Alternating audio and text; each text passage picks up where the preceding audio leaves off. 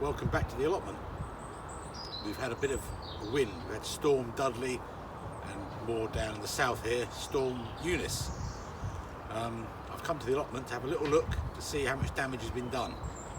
I've got to say, apart from the few pots blown around and the ubiquitous plastic bag that's blown onto the raspberries from outside the plot, scourge of the modern world, I have to say things seem to have held up pretty well, so that's lucky for me.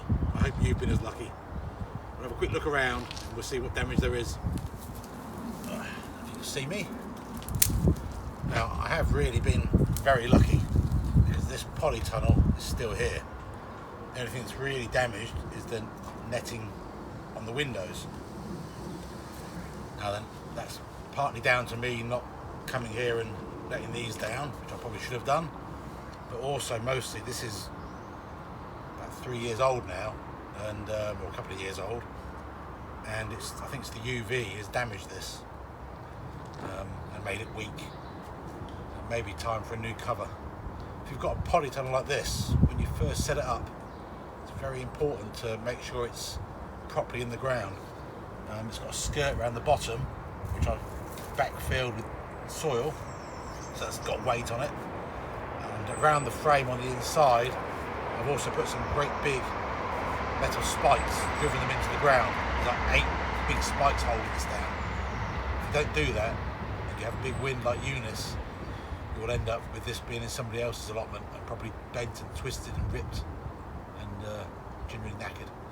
So there's a good point if you're thinking about buying a polytunnel, especially one like this, which are pretty cheap. Get one with a good sturdy frame and make sure you follow the instructions and you buy some extra ground spikes to hold it in the ground.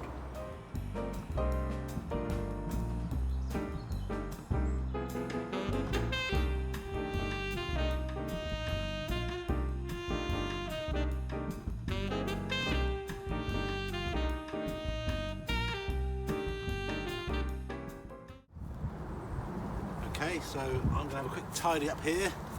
These pots up, put them away. Probably go around the base of my fence posts and just make sure they're nice and secure, because they're not concreted in or anything. Anyway, while we're here, let's have a quick look at these garlic. Okay folks, so here's the garlic. Nearer you is the taller shop-bought seed garlic from the Isle of Wight garlic farm. Nearer me is the smaller home-saved seed garlic. And I did wonder why there was a disparity in the speed they were growing.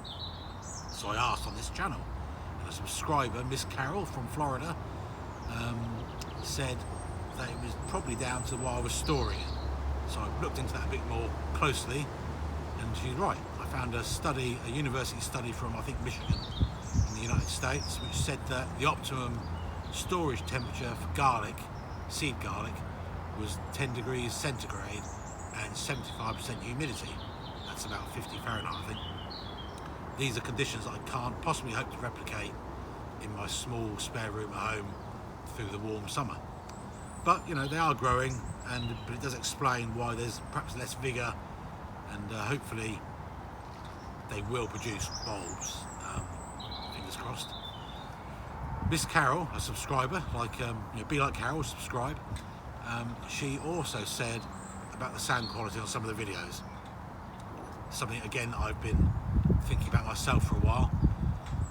So I've invested in a microphone, and I hope that this is slightly better. You know, not made of money, but anyway, there we go.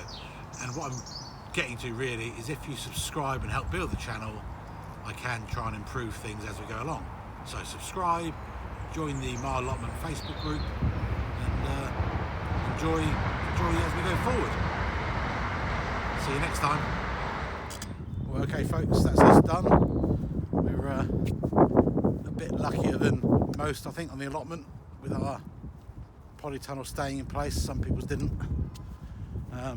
Anyway, it's raining again now.